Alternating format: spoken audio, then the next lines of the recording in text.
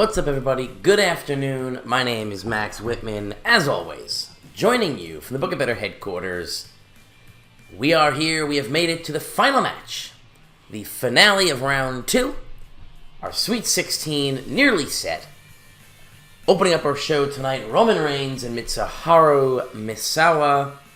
In our main event, Perro Gallo taking on Dos Caras. Dos Caras coming off arguably the biggest upset of the tournament. Again, we talked about that last episode. Maybe not an upset in terms of rankings and seedings, but certainly an upset in terms of predicted winners.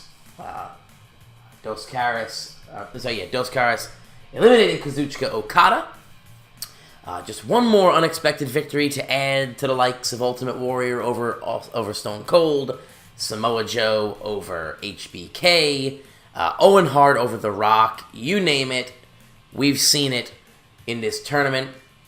But let's jump into it. We'll get our opening match. It's Roman Reigns versus Mitsuharu Misawa. Before we start, I want to quick apologize. We did miss the last 2 days. Saturday, we missed out on Saturday just because I hadn't gotten to it in the morning and the afternoon, and then it was Double or Nothing time. Great show, by the way. Enjoyed it. I didn't think it blew the roof off. I didn't think it was anything insane, but it definitely did it did excite me for their weekly TV show that's coming. It definitely kept me interested in the product. And we'll talk a little bit about it, but so we had that on Saturday night, so we didn't post on Saturday night. Yesterday I got called into work early, so I really was expecting to do something yesterday in the afternoon.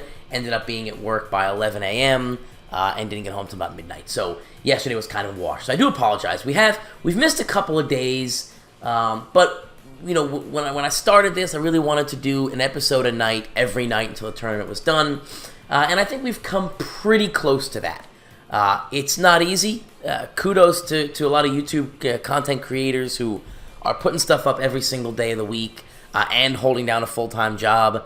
Obviously, I'd love to do this every day of the week, but I got a full-time job. And so kudos to you guys who are putting content up every day of the week and working a full-time job. You have your resolve and work ethic is better than mine. But let's jump into it. Let's get right into this match. We got it here. Mitsuharu Misawa versus Roman Reigns. This is the final episode of round 2, heading into round 3. Once we get past round 2, I feel like things are going to move a little quicker. So we only have 4 episodes in round 3, so our Sweet 16 will be done in 4 episodes. And then our semifinals and finals, like I said, I really have hopes on... I do have intentions of live streaming both the semifinals and the finals. So I got to talk to the professor. He's got the live streaming kind of experience. He knows what he's doing. I've never live streamed before. I'm assuming it's not that difficult, but I don't really know what I'm doing. So I gotta hit up the professor, see if we can find a date to do that final show with the semis and the finals. And as soon as I do that, we'll get that up and going. So I don't want to wait too long. If we can't really coordinate a date to get it done, then I'll just do it the same way I've been doing it. But I'd love the idea of a live stream. I really hope we can live stream those final 3 matches in one major episode, 1 hour-long episode.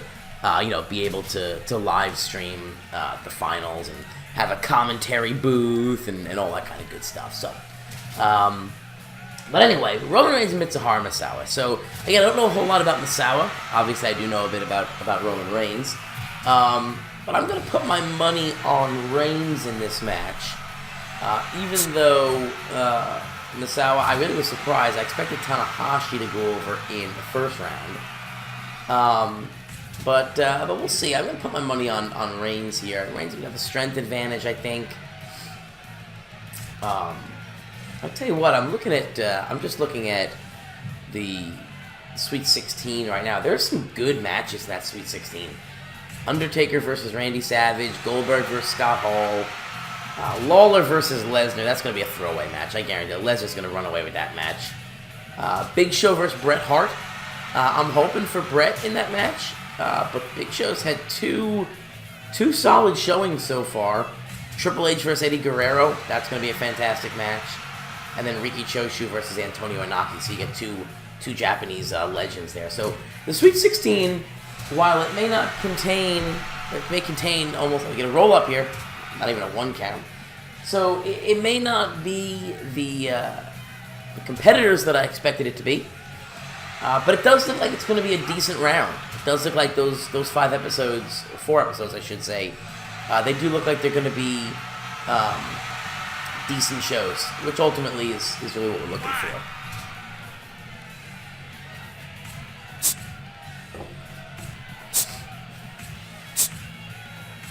Exchanging blows, Roman Reigns is going to come up with the upper hand, and a clothesline sends Mitsuharu Misawa crashing to the mat.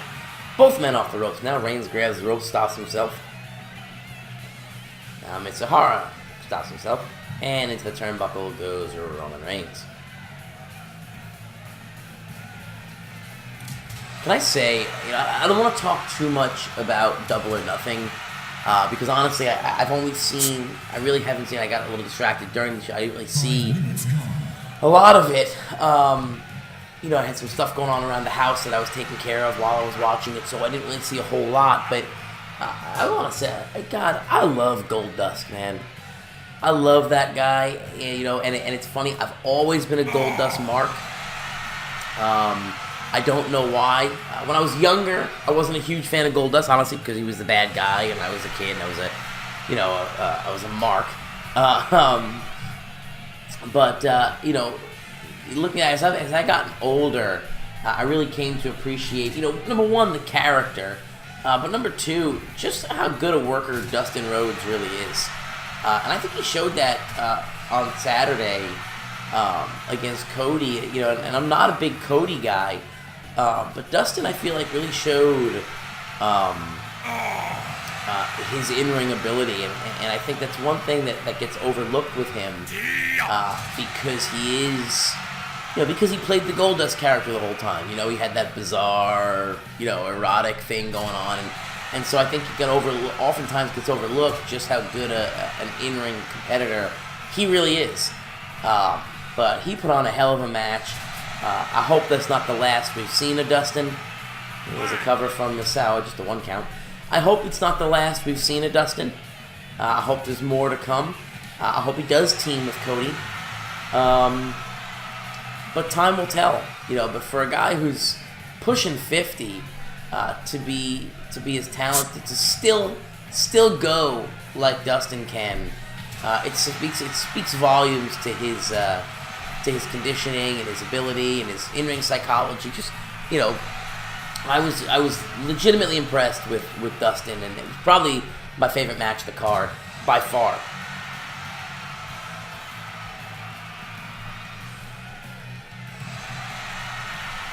Misawa with the back body drop, covers into a 2 count. One thing that for me with AEW, while we're talking about AEW, the biggest thing for me that I was worried about, and my fears haven't been completely squashed. A spear from Reigns, and German suplex. Thought Reigns might be looking for a Superman punch after hitting that spear. One thing that, my fears haven't been completely quelled is, the one thing I hope, to me, good wrestling has to have good in-ring psychology. And I worry that AEW is going to be too much of a spot fest.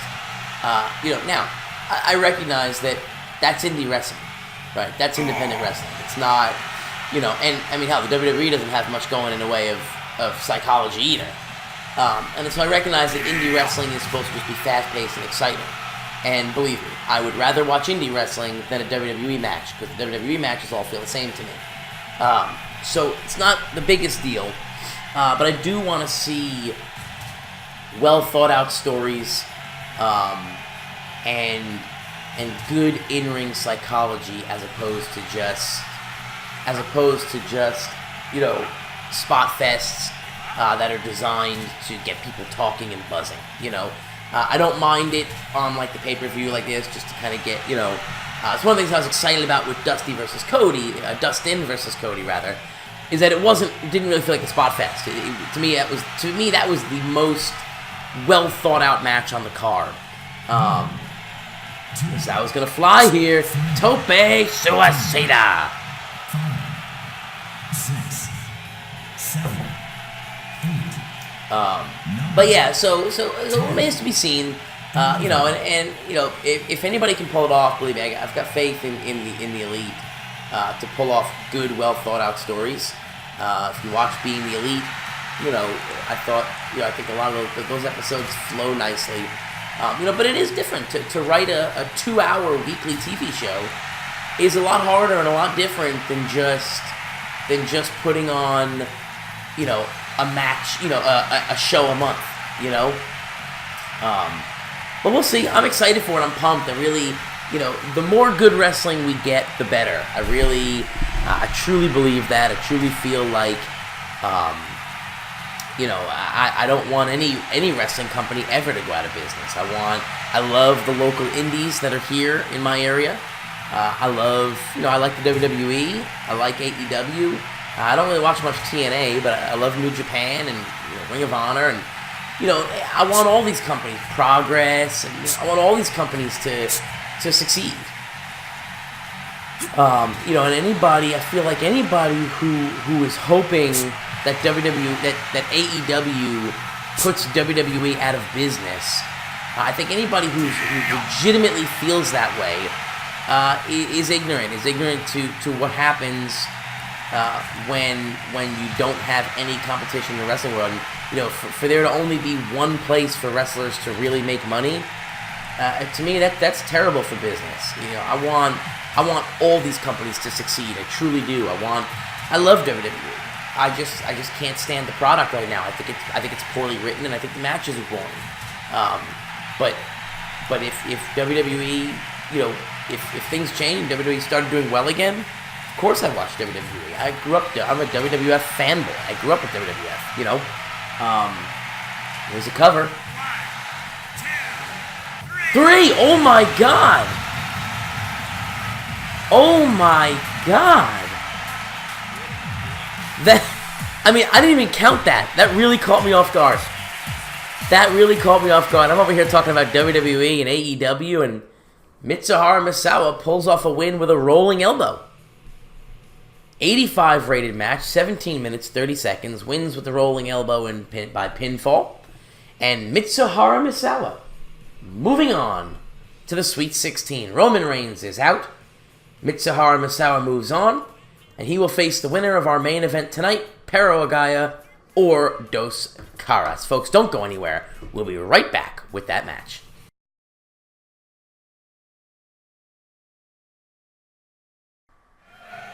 And we are back, folks. It is our main event of the evening. Dos Caras versus Pero Agaya, the winner. We move on to the Sweet 16 to face Mitsuharu Misawa. So Roman Reigns out. That'll bust a couple of brackets. I believe 1 or 2 brackets had Reigns winning the whole thing. Boy, these brackets did not turn out the way I think most people expected them to. But exciting nonetheless. Regardless of how broken the back of the brackets are, somebody's going to win $50. Don't forget that. Don't lose sight of that. Somebody, of the 25 brackets submitted, somebody will win a $50 gift card to Amazon or the WWE shop. Your choice, winner's choice. We will be getting in touch with the winner as soon as it's decided. As soon as the tournament's finished, we'll be getting in touch with the winner and getting all their information so we can send... So the team at Book It Better can send you your prize. But here we are, Dos Caras versus Pero Agaya. Pero Agaya, nice hair on Pero Agaya. It's a little bit of a receding hairline there. Pero Agaya looks like I don't know what he looked like in real life, but in the game, I know what he looked like in real life, but like in the game here, Pero Agaya looks like your mid-50s, like your 50-year-old uncle who like used to be in a band but never really let it go, and so he still has the long hair, but it's a receding hairline. Or he looks like every every small local BS indie fed has that one wrestler who's like 60 years old with the receding hairline and the long hair and the giant beer belly. That's what Perro Gallo's head, minus the beer belly. That's what Perro Gallo looks like right now to me. I can't stop looking at the terrible hairline. He looks like Eddie Munster.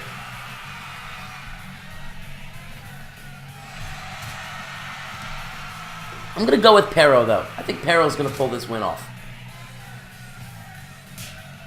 And again, Dos Caras coming off a huge upset victory over Okada. So you never know. Then again, Jerry Lawler's beating everybody left and right, too. So who knows? Who the hell knows? Can you imagine if Jerry Lawler wins the whole thing? I mean, realistically, it wouldn't be that crazy to think that Lawler could win this whole thing. In a real life, if you're looking at just like real life accomplishments, not that crazy. I mean, Lawler is truly one of the greats. I think what I'm gonna definitely do after the finale, and maybe even during the live stream, maybe that'll be one of the things we do. Maybe even during the live stream, I want to go back and maybe right before the final. So we'll live stream the semifinals, and then in between the semifinal and the final, I'd love to sit down with Kato and Professor and book this tournament if we were booking it. So we would pick the winners then. Just kind of in between the semifinals and the finals. If we were to book it, how would we have booked it? How would we have done it? I think that might be kind of a cool thing to sit down and kind of compare what ended up happening in the game versus how we would have realistically booked the damn thing. I think that could be a cool... I mean, it'd probably only take us about 25, 30 minutes to get through the whole thing. But if not during the live stream, then definitely in a separate episode afterwards where we kind of recap the tournament, give our thoughts on it, and then book it how we would have booked it as Perro Gallo sent all the way to the outside of the ring with the vertical suplex. Kind of book it how we would have booked it. Where would we have thrown in the upsets? If we were going to do an upset, where would we have thrown it in? And just kind of do something like that. I think that might be kind of neat. Caras in control of the match now.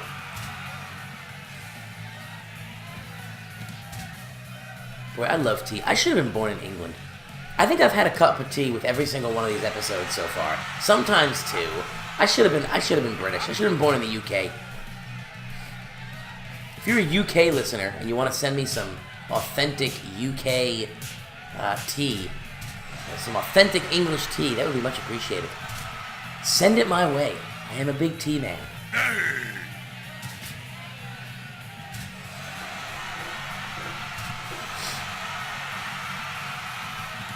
A lot of these episodes now, I used to do these episodes at night.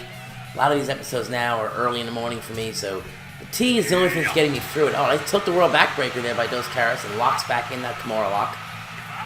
Sometimes the tea is the only thing that's getting me through in the morning. I do work evenings. I don't really get home, bed till sometimes 2, 3 in the morning. And so getting up early before work, we get a 2 count. Yep. So getting up early in the morning before work to do these videos sometimes wears me out a little bit.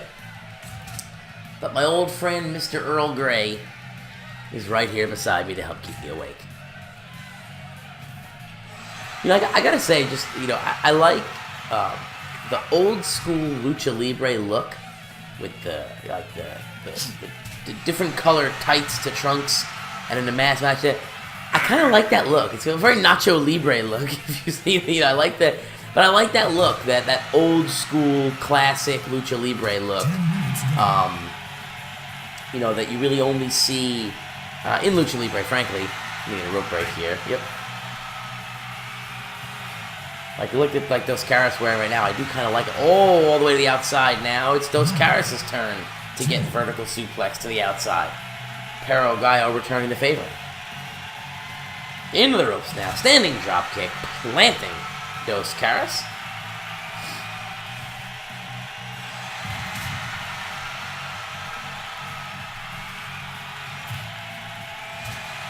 Straight kick to the back. Misses with the drop kick. Sends Dos Caras into the ropes. Standing drop kick from Dos Caras. Misses. out to the center of the ring. Back elbow puts him down. Going for the cover here. 1, 2, and no 2 count. I was like, you gotta be kidding me. I was gonna say, when his hand started coming down, I said, you gotta be kidding me. Running Bulldog from Perro Gallo. Off the ropes now. And a Luthez press into the cover. 2 and no.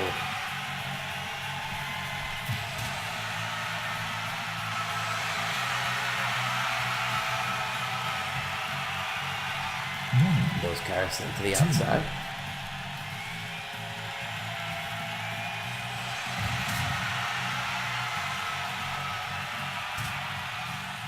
Double leg takedown.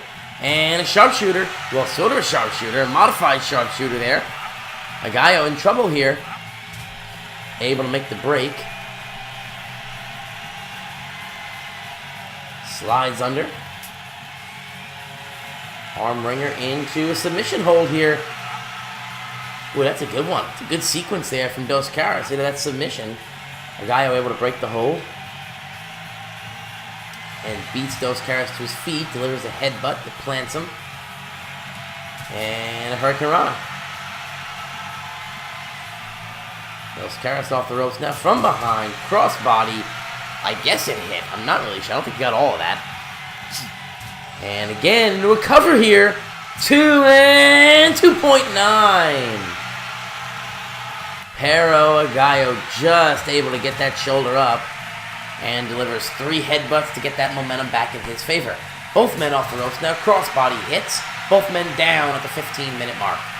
Dos Caras to his feet first. He's going to hit the ropes. And another crossbody. Dos Caras to his feet. Dragging Perro away from the ropes. And not doing anything. Off the ropes again. And third crossbody. This time it misses. Gallo able to sidestep that. Into the arm wringer. Dos Caras not ready to give up that momentum just yet. German suplex into the cover. We'll get a rope break.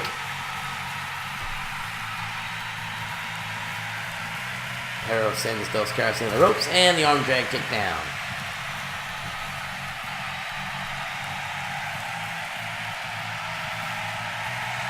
Sidewalk slam. Gallo trying to build a little bit of momentum. But Dos Caras quickly brings him back with the vertical suplex.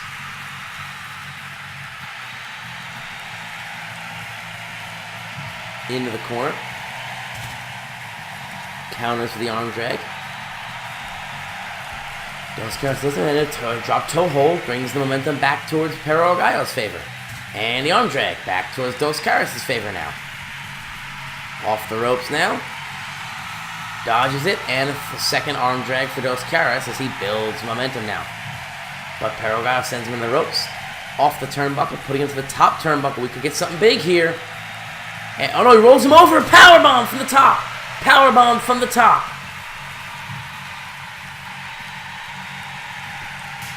Both men starting to visibly tire. We see a chop there, sends Dos Caras down. Perro Gallo with the standing dropkick. Both men are down. 18.5-minute mark on the clock now. Both men in the ropes, and it's a flying crossbody.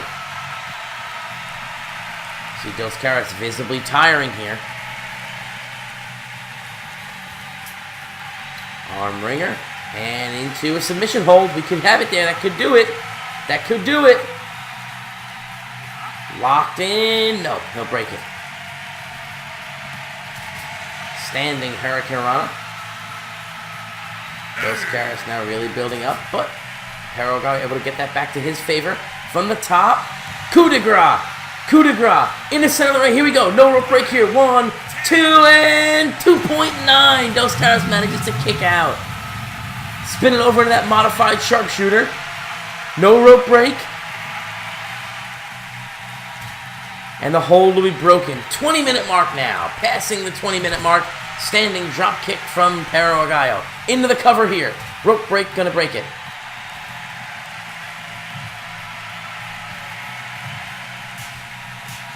Slaps to the chest.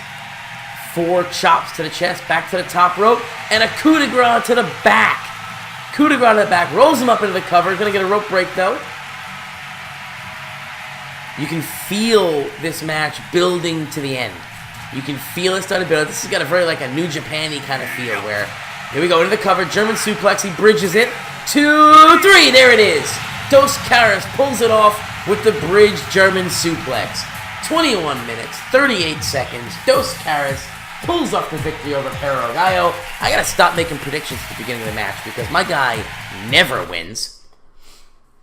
Dos Caras pulls it off. It's a 91 rated match, 21 minutes, 38 seconds, wins with the German suplex into the bridging pin. Perro Gallo is out. Dos Caras on to the Sweet 16. He will take on Mitsuhara Misawa. Folks, that's going to do it for today.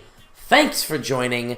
As always, it has been a pleasure. Don't forget, come on right back here tomorrow when Riki Choshu takes on Antonio Inoki and Triple H does battle with Eddie Guerrero. It's the opening salvo of our Sweet 16. It starts tomorrow. Folks, thanks for joining. My name is Max Whitman. Pleasure as always. I will see you when I see you.